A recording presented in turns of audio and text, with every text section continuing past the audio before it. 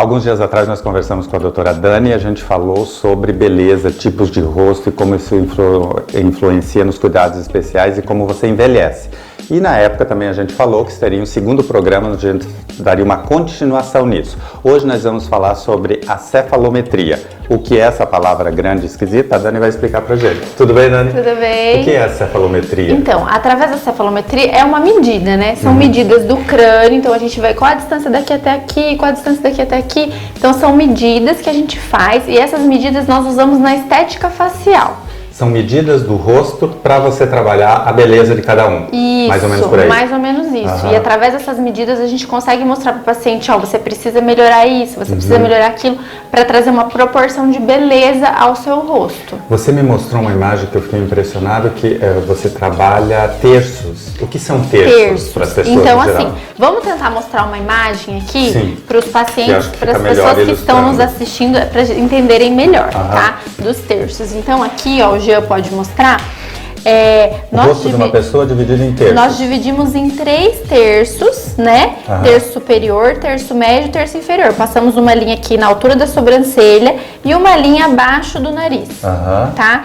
E esses 3 terços, eles devem ser mais ou menos semelhantes às medidas, né, de cada um deles. Harmonia. Isso vai levar uma harmonia do rosto. Então a pessoa, de repente, não tem nada no terço inferior, aquela pessoa que não tem queixo, né? Então isso pode ser trabalhado para melhorar a harmonia, a beleza do rosto dela. Se aqui eu tenho 7 centímetros, um exemplo, tem que ter 7. Não posso ter 7, 5, 3, vai estar uma coisa esquisita. Claro que a gente tenta, não é uma coisa milimétrica, né? Mas tem um padrão. Tem um padrão a ser seguido, né? E aí aqui, isso aqui tá mais didático ainda, daí aqui você subdividiu. Aqui a gente subdividiu o terço inferior, né? Então, por exemplo, a distância aqui da base do nariz até o meio do lábio até a metade do queixo, metade do queixo até o final do queixo.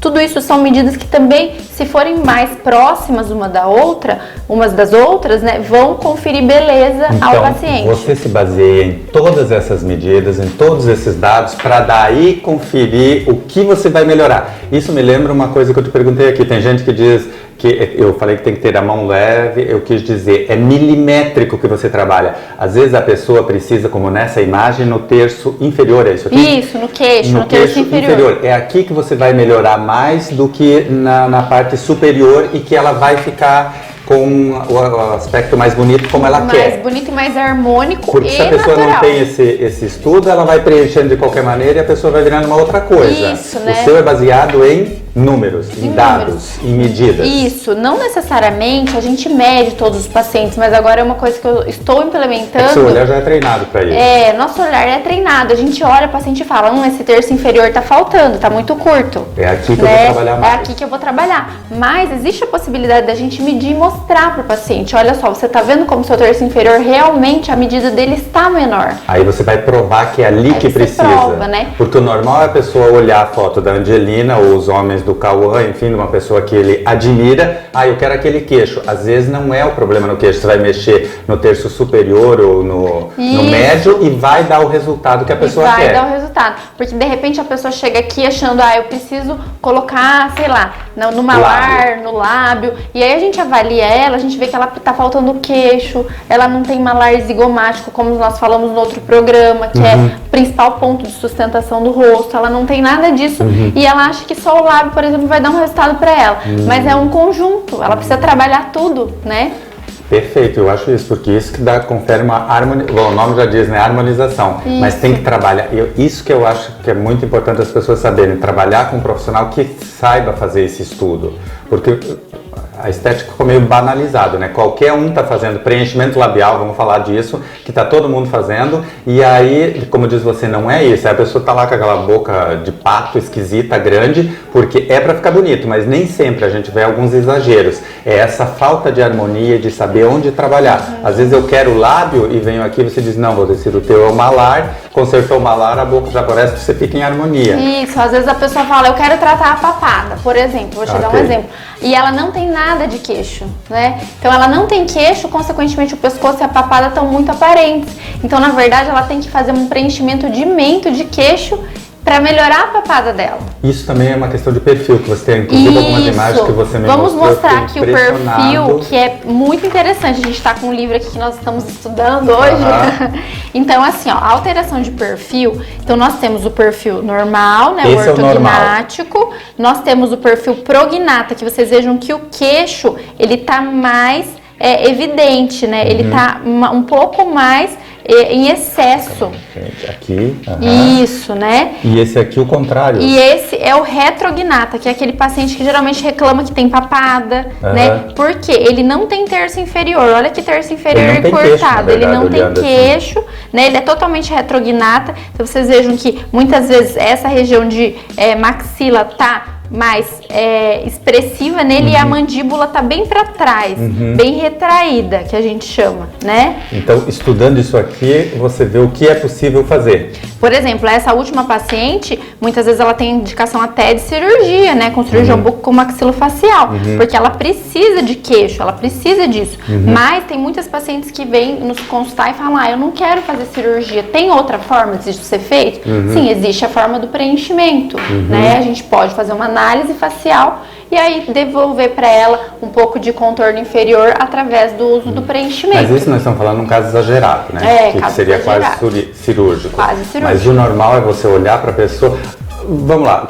Quando é que você define que uma pessoa é bonita? Por exemplo, eu olho para a Angelina, para a Salma Hayek, para o Cauã, Carlos Casagrande, são homens que eu olho, mulheres, enfim, pessoas, são bonitas. Tem características que definem quem é bonito? Da onde são essas características definindo? Né? Então existe um estudo que foi feito com os pacientes que têm a face bonita. Por que essa face é atrativa? Por que eu acho bonito? Por que eu acho a Angelina Jolie bonita? Tem uma explicação, tem que ter. Qual então, através das medidas faciais, então a gente consegue definir que a beleza que atrai o nosso olhar é aquele paciente que ele tem os olhos maiores, os olhos mais virados superiormente, então cantinho virado, levemente puxado, o malar um pouco mais proeminente, mais marcado, por isso que a gente passa o blush aqui para marcar, isso é o que a gente vê na Angelina Jolie, malar zigomático definido, né? Essa região aqui também um pouquinho marcada, mas não muito, porque essa distância aqui entre os zigomáticos, ela tem que ser maior que essa. Então a pessoa não pode ter essa região maior, né? Que daí já ofende o olhar. Já ofende, já fica um pouco agressivo, né? Aquela coisa que você bonita olha... é quando você olha e acha bonito, você não tem que fazer força. E delicado. Então aí existe essa medida desse ponto que tem que ser um pouquinho maior que esse ponto. O paciente tem um pouquinho de lábio, claro, não precisa ter aquele lábio super grande, mas um lábio com contorno definido e o cantinho do lábio virado para cima. Então existem medidas, além dos terços que a gente já comentou, ter os 3 terços medidas proporcionais. Semelhantes. Então tudo isso é um estudo que foi feito e que caracteriza que quem tem essas medidas mais próximas, essas qualidades todas, você olha e se identifica como bonito. Isso. Não é aleatoriamente. Não é aleatório. Mas a gente pode consertar, né? Você faz esses milagres aqui a gente de ajustar essas medidas. Pode ajustar delicadamente e trazer o seu rosto mais próximo do mais belo, mais harmônico. Viu? Se você não nasceu com o rosto da Angelina, com os traços da Angelina, enfim, com tudo isso, você vindo aqui, ela faz suas medidas, vai tentar aproximar um máximo possível a essas medidas que são consideradas mundialmente como pessoas ou faces bonitas. E como eu disse, não é uma coisa que eu e a Dani estamos falando. Ela estudou, está estudando, isso aqui são baseados nos últimos estudos que ela fez em Miami e todo mês ela está fazendo estudo e procurando a novidade. Porque esse mercado da beleza é uma coisa impressionante, né? Como muda. Eu não sei há quanto tempo, mas eu lembro que assim, há 1, 2 anos atrás não existia todo esse arsenal para as pessoas ficarem bonitas. Agora você conserta o nariz, você conserta a boca, você deixa a pessoa quadrada, você melhora tudo na pessoa. Então é um mercado que muda muito rápido isso, Dani. Isso não te impressiona? Me impressiona demais, até porque eu tenho que estar sempre estudando mas e me aperfeiçoando. Mas você está sempre na frente, né? Sabendo o que vai vir. Me impressiona muito. O que também nós temos que ficar atentos é que assim, existe um mercado da beleza que também pode ser perigoso, né? Então nós vemos também complicações acontecendo. Então isso nos assusta no sentido assim, a coisa ficou realmente assim, está muito popularizado, sim. É importante fazer, é interessante, é ótimo se você precisar daquilo, vai te fazer bem. Pode. E se você puder, e se você necessitar disso. Porém, a gente tem que tomar cuidado com a banalização, né? A banalização leva o paciente a fazer procedimentos em locais não seguros, com material não seguro, com efeitos colaterais. Pessoas que não estão qualificadas para isso, porque isso é uma coisa muito importante. Eu sempre achei esse, hoje mais ainda, por isso que eu te falei, porque de uns 2 anos para cá eu vejo que isso ficou muito atrativo aos olhos das pessoas e não parece simples na mão de um profissional. Agora, se não for um profissional que está capacitado, é aquilo que a gente falou. Quero o rosto quadrado. Aí quadrado demais acaba ficando feio. E a pessoa, mas o meu rosto está quadrado, mas está exagerado. Ou seja, tem que ser uma pessoa que tem um olhar treinado, baseado em estudos também, para poder deixar aquilo com equilíbrio, porque a palavra aí é equilíbrio. É equilíbrio, né? O objetivo é que o paciente não seja perceptível que ele fez algo, né? Que aquilo se torne parte dele, natural. Você usou a palavra certa. Você tem que fazer, eu já ouvi essa expressão, você tem que fazer um tratamento, a pessoa olhar e dizer, nossa, mas você tá bonito, o que você fez? E ela não define. Não olhar e dizer, você fez o queijo. Se a pessoa olhar para você e perceber que você fez algo especificamente, aquilo não ficou bom. Foi exagero. Muito bem, aqui não acontece isso. Ligue, marque seu horário com a doutora Daniele Bonato e aí você vai ter um estudo completo da sua face para saber que tipo de tratamento e onde você deve mexer. Procure um profissional gabaritado, capacitado e que estuda e que tem um nome a zelar. No caso aqui nós indicamos a doutora Daniele Bonato. Dani, obrigado, sucesso no seu trabalho. Obrigada.